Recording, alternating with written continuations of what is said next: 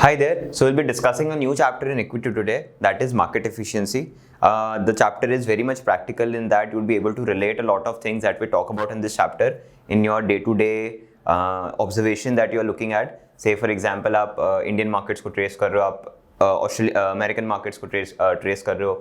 At the very same time, if you are tracing European markets, आप ये particular chapter को अलग अलग मार्केट्स को जब आप ट्रेस करो तो आप ये बहुत ही अच्छे से रिलेट कर पाओगे. So that is the chapter market efficiency. There are no numerical questions as such in this chapter, but yes a lot of practicality is there and will be able to see how the concepts that we are reading in this chapter are very much relatable in the outside world as well. So first of all, let us talk about what is efficiency. So here the efficiency that we are talking about is informational efficiency. कि markets को कब हम बोलेंगे कि वो informational efficient है. To say that a market is informational efficient, what we would say is कि जो भी एक stock है, say for example Tesla एक stock ले लेते हैं.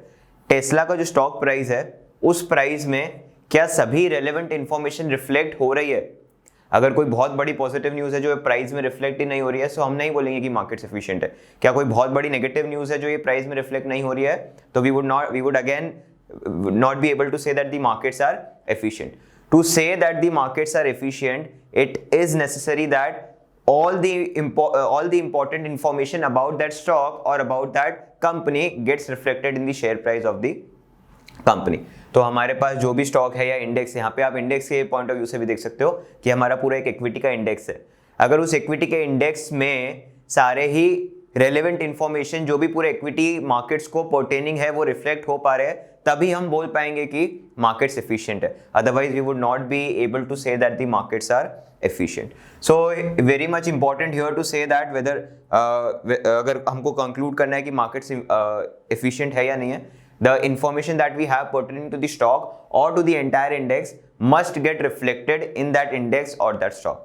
Only then we will be able to say that the markets are efficient. This is when you need to look around the Indian markets and try to guess whether the Indian markets are efficient or not. ठीक है, अगर आप के पास आप लोग को दिख रहा है कि कभी कभी इन्फॉर्मेशन आता है पर स्टॉक प्राइस में रिफ्लेक्ट नहीं हो पाता है, then we would say that the markets are not that very efficient. अगर हो पा रहा है तो we would say the markets are efficient. By the end of this chapter we will definitely able to conclude that whether the markets are efficient or not, the Indian markets, and at the very same time we'll talk about some of the developed markets as well कि वो लोग efficient है या नहीं है. Alright, so market हमारे efficient है या नहीं है वो हमारा question आ जाता है. Now I am going to ask you to think about कि अगर market efficient है तो what kind of investment strategy you should have. अगर markets efficient नहीं है तो what kind of investment strategy you should have. So say for example the markets are efficient. अगर markets efficient है, so the investment strategy that you need to opt for is passive strategy. Alright, अगर markets efficient है तो आपको एक passive investment strategy follow करना है. The reason why you need to follow passive investment strategy is because markets already efficient है. जो भी information आ रही है वो तुरंत प्राइस में रिफ्लेक्ट हो रही है, तो आप कुछ ऐसा नहीं कर पाओगे जिससे आप मार्केट को आराम से बीट कर पाओ. So you will not have anything, any information, any piece of information on which you can react and you would be able to make a gain out of it. Alright, because the price will already reflect everything that is there pertaining to that particular stock. All the information would get reflected here. So यहाँ पे आपको ये चीज समझने की जरूरत है कि अगर सारी ही चीजें प्राइस में रिफ्लेक्ट हो पा रही है तो आप कुछ अलग नहीं कर पाओगे. And since आप कुछ अलग नहीं कर पाओगे, the investment strategy that you need to have is a passive strategy. Why is it a passive strategy? What is a passive strategy? Rather, I will first talk about that. Passive strategy is when you follow the market. आप कुछ अपना सोच नहीं लगा रहे हो, आप markets को फॉलो कर रहे हो. Say for example, आपको you know that सेंसेक्स के जो 30 स्टॉक्स है वो काफ़ी एफिशिएंट है. वो उसमें आप ऐसा कुछ अलग नहीं कर सकते हो कि आपको एक्स्ट्रा रिटर्न जनरेट हो. So in that case, what you can do is you can simply invest in those 30 stocks in the same weight as they have in the Sensex index. So in that case, you would be able to replicate the returns what Sensex is generating, and you would be called a passive investor who is following the returns of Sensex. In the very same way, you could either trace any of the other index that you have, but yes, that is how it works around. आपको follow करने को उसमें आराम से मिल जाएगा. So that is how your indices work around, and that is how your passive investment work around those indices. So when you're following the index, when you're following the markets, and you're not अपना खुद का दिमाग लगा के कुछ अलग करने की नहीं सोच रहे हो, that is what you call passive investment. And when the markets are very much efficient, when the markets are informationally efficient, you need not have an active management strategy. All you could do is you could follow up a passive management strategy. The reason is इससे आपका time बचेगा, इतना सारा आपको सोचना नहीं पड़ेगा. And eight the very same time अगर आपने ये पैसा अपने किसी एक्टिव मैनेजर को दिया हुआ है, कोई फंड मैनेजर को दिया हुआ है, सो उसकी जो फीस है वो भी वेस्ट हो जाएगी, बिकॉज वो भी कुछ ऐसा नहीं कर पाएगा जिससे वो एक्स्ट्रा रिटर्न जनरेट कर सके. Because at the end of the day he is also going to be in the very same market, the markets which are efficient. अगर मार्केट्स ऑलरेडी एफिशिएंट है, so he would not be able to do something extraordinary. तो जो आपकी fees है या जो आपका extra transaction cost है, अगर आप उसको भी पैसा देते हो और वो एक्टिवली मैनेज करते हो, तो it would not work it around.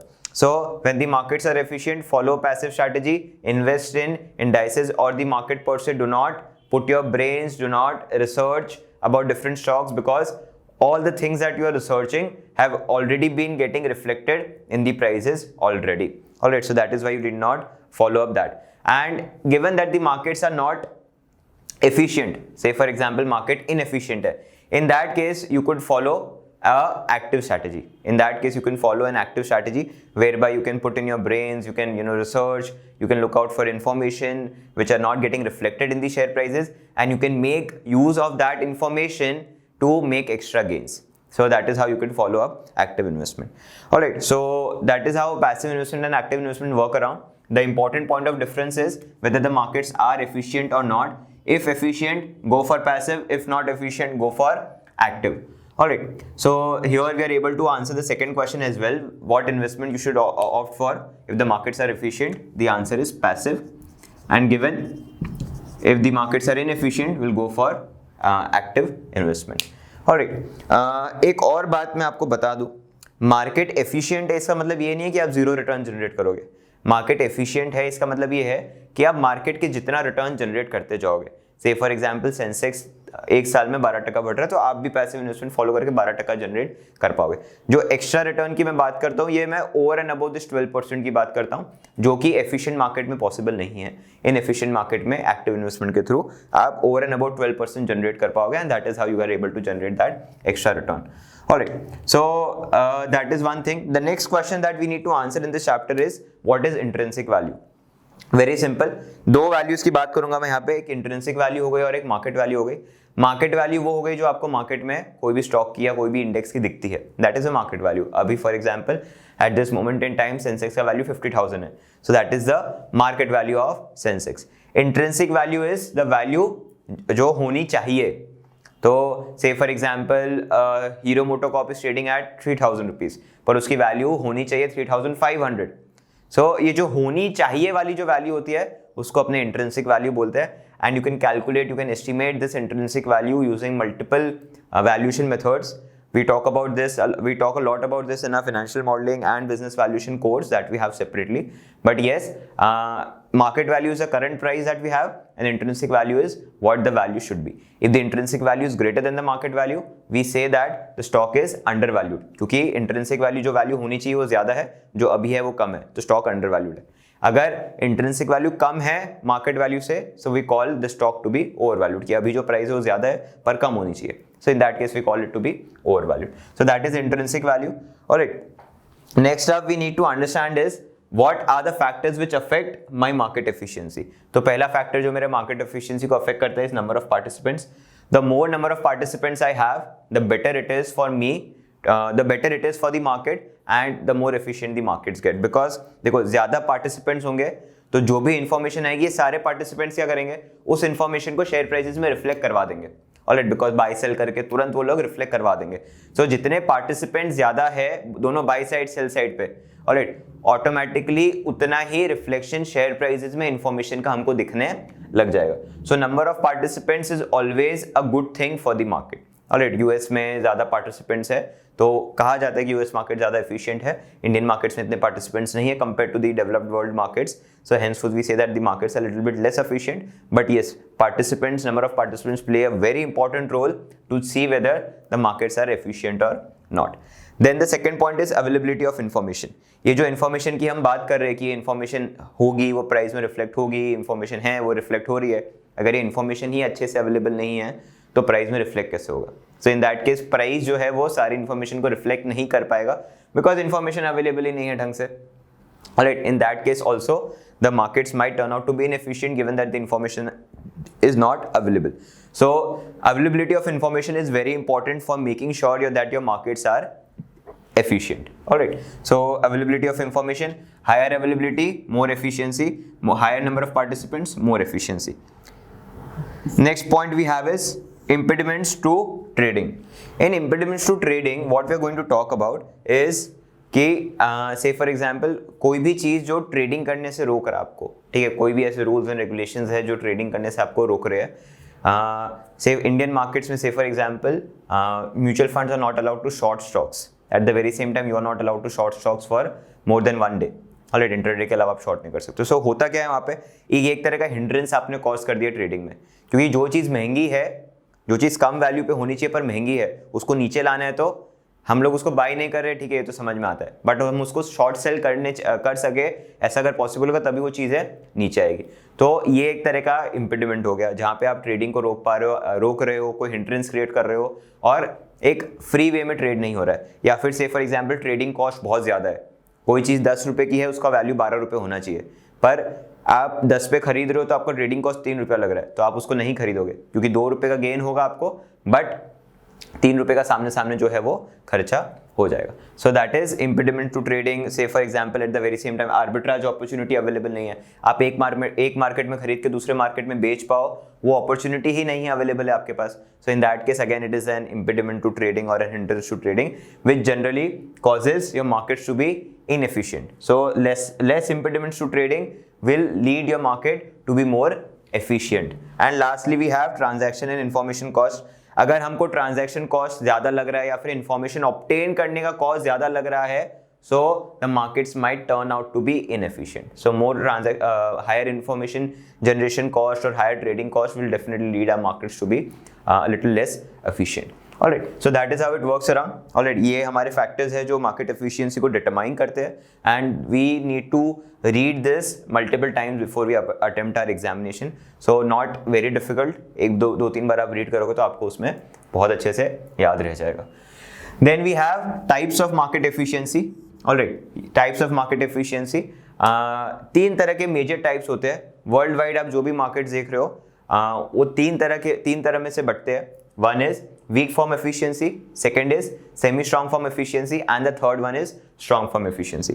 Weak form efficiency market क्या कहता है कि सिक्योरिटी के बारे में जो भी मार्केट डेटा है, अगेन मार्केट डेटा मतलब उसका शेयर प्राइस का जो डेटा है, उसके चार्ट्स जो है, वो सारे के सारे प्राइस में ऑलरेडी रिफ्लेक्ट हो रहे हैं. सिक्योरिटी प्राइस का जो डेटा है, दैट इज सिक्योरिटी प्राइस का जो मार्केट डेटा है, उसकी वॉल्यूम कितनी है, उसका कौन उसमें ट्रेड कर रहा है, उसका शेयर प्राइस कैसे मूव कर रहा है, ये जो पार्ट है ये सारा का सारा प्राइस में रिफ्लेक्ट हो रहा है. Alright, so when all the security market information is reflected in the prices we call the market to be weak form efficient.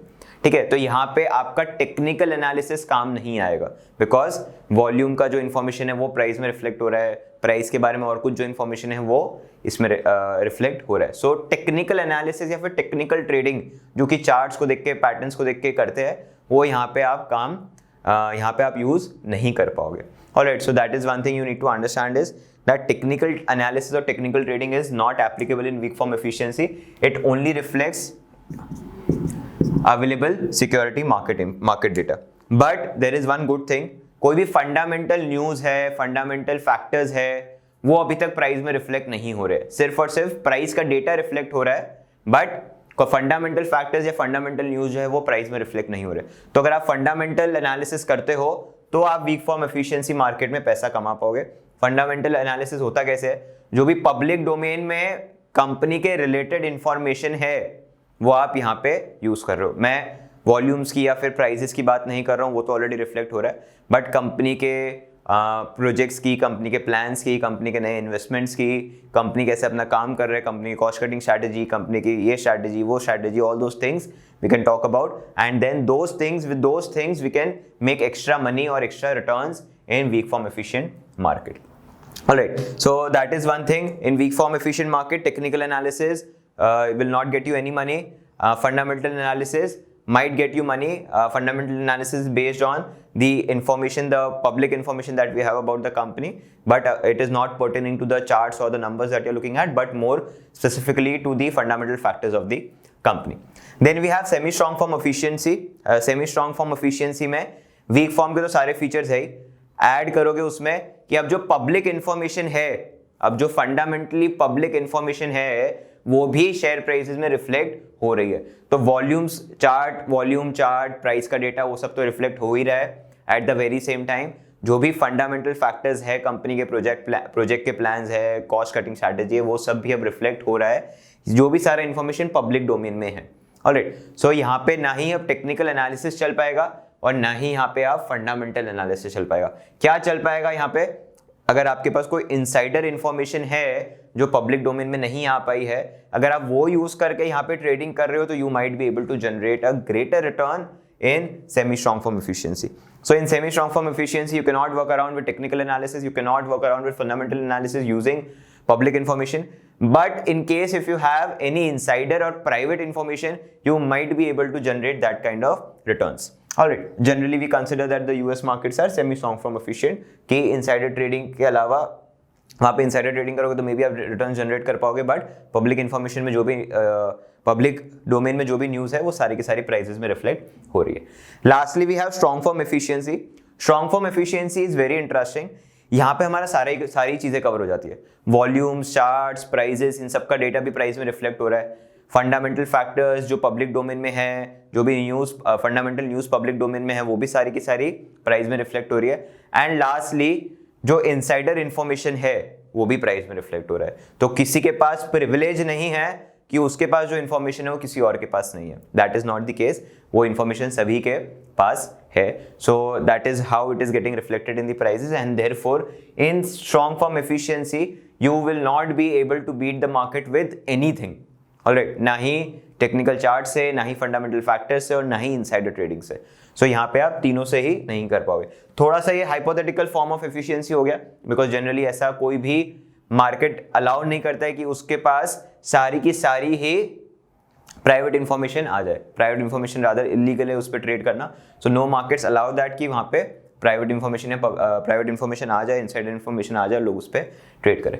So this is how your types of market efficiency work around, and this is how you need to understand that market efficiency कैसे कैसे work करता है. In the chapter, in the lead up to the chapter, we are going to discuss about some of the anomalies that, you know, so हम लोग मान के चलते हैं कि markets efficient होते हैं, markets reflect करते हैं ये सारी information, at least ये वाला part तो reflect करते हैं. But there are some anomalies. The ऐसी anomalies are basically anything which is away from the normal.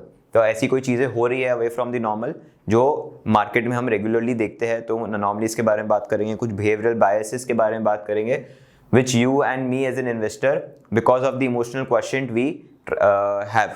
So ऐसे emotional biases की हम बात करेंगे जो कि हम markets में उसको लेके आते हैं, and then we tend to take irrational decisions. So the whole idea of saying that investors or human beings are rational might be questioned in our behavioral finance. So a part of behavioral finance we'll be discussing in this chapter. So those are the two topics that we are going to discuss. But as I told you, there are many more things in this chapter which you are able to relate and understand.